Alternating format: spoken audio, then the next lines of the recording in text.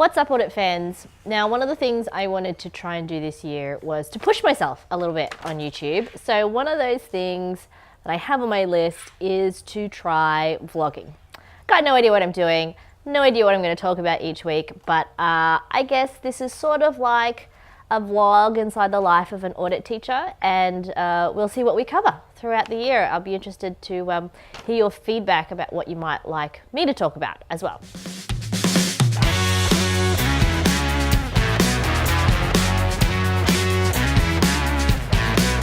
So I'm here in my backyard, so this is where I live, and I didn't want to do inside my office. It's a nice-ish day. It's heading into autumn here, but it's going to be nice and warm. And as you can hear, I've got a bit of a cold. So I thought some fresh air and sort of sunshine might do me some good. And I'm also trying out my awesome new tripod. Let me take my camera off the stand. Whoa. All right, so that's it right there. The new MeVideo tripod. It's pretty sturdy. And I do have a light with me today because it's actually quite bright. And there's my dog, Ziva. Hey. And that's the awesome cool shirt I got from their Kickstarter. So yeah, so as I mentioned before, I've got a cold. And that sucks because tomorrow I have the first day of semester and I've got 240 students in my first lecture and a whole lot of students in tutorials. So I'm always a bit nervous, and I've been in the lecturing education, higher education game for 16 years now. I still have the same recurring dream, so I will probably have the same recurring dream tonight that I am trying to get to my class and I turn up and nobody's there. And then I look at the timetable and the room has changed and I didn't even realize. And then I'm trying to get to the next room, and you know how you get that slow motion feeling when you're, trying to walk and there's like quicksand in your feet? That is my pre-semester nightmare every single year since I've started teaching at university. I don't know, I'm really nervous about this session. And that's probably because I caught 55 students cheating last session. Obviously that tanked my student feedback scores because they all gave me 1. They weren't happy about being caught cheating. But now I'm implementing all of these new measures to try and minimize academic misconduct. And that sort of opened me up to a whole new area of sort of teaching and learning on academic integrity. So working with some students from the BCII program at UTS have helped me build an academic integrity board game. And I'll show you a clip from the board game now. And we're going to try that. So we're trying the board game with 400 students. That's meant a lot of cutting out of board game pieces for me, testing, trials.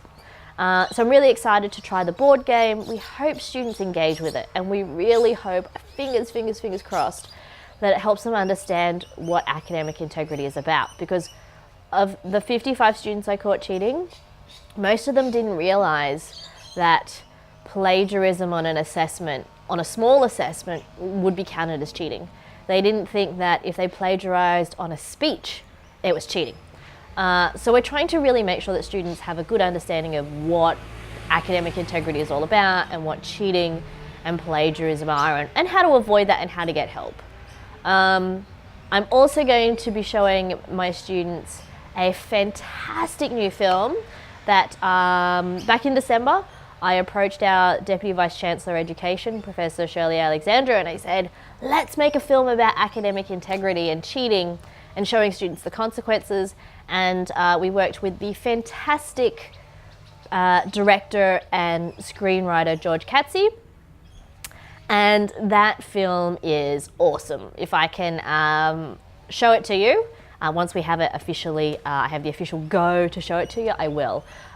It really is a great watch. So we're playing this new board game and we're watching this film to hopefully get students to understand what academic integrity is about and hopefully not make all those mistakes, right? Cheating and plagiarism is just shortcutting yourself and shortchanging yourself on your education. You pay good money to come to university, so why not use how I've designed the subject to maximize your learning? And every single thing I've designed in my subject is related to something specific to learning.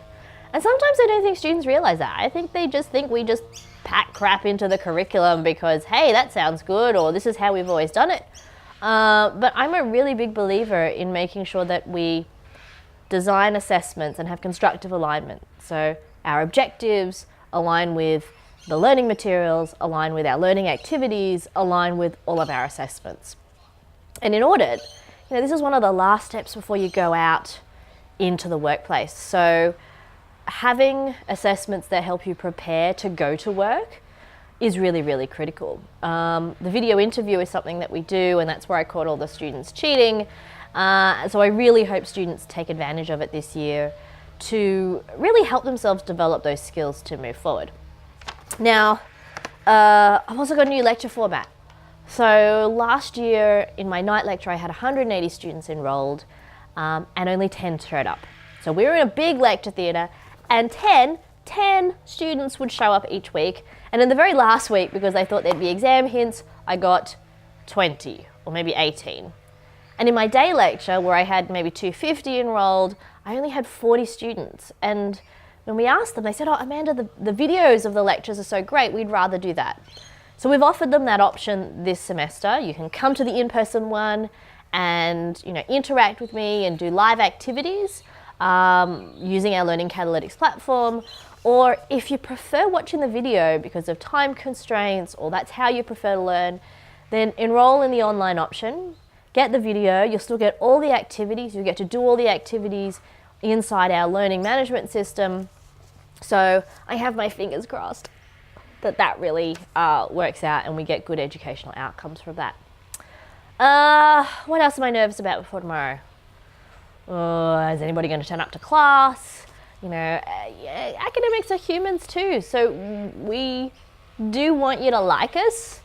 We want to be approachable, we want to be likable, but we also have this other requirement that, especially as a chartered accountant, I have a specific set of criteria I need you to be able to do to complete the subject. And if you're not meeting that criteria, then I'm sending you out into the world with the Amanda Loves to Audit brand and the UTS brand and the value of the UTS education without being able to meet those really high standards. So, I'm going to have to be tough on students, and I'm sort of used to doing that. But, we're not doing it to be mean. As academics, we're not being tough to be mean, and we're not being cruel to be kind. I never, ever, ever aim to be cruel to students. It's always about being supportive and making everyone feel like they belong, and I hope that they feel that. So that's, fingers crossed. You hope that students get your educational philosophy. So I think that's about enough for me for the vlog this week. I have no idea whether this will continue or not. I guess I'll try and do it every week, and maybe this might be a good reflective tool for me. It's important as an academic to reflect, to look back on what I've been doing each week, what's working, what's not. So maybe this would be something you guys would be interested in hearing my thoughts on. But I want you to have a good week. Enjoy the nice weather, if it's nice weather where you are. Here in Sydney, I think today it's going to be about 30 degrees with warm weather, even though it's autumn, or as North Americans call it, fall. So yeah, I apologize if you're somewhere really cold and snowy and wintry or wet. I wish you had the nice weather that we have. But otherwise, have a great week. Bye.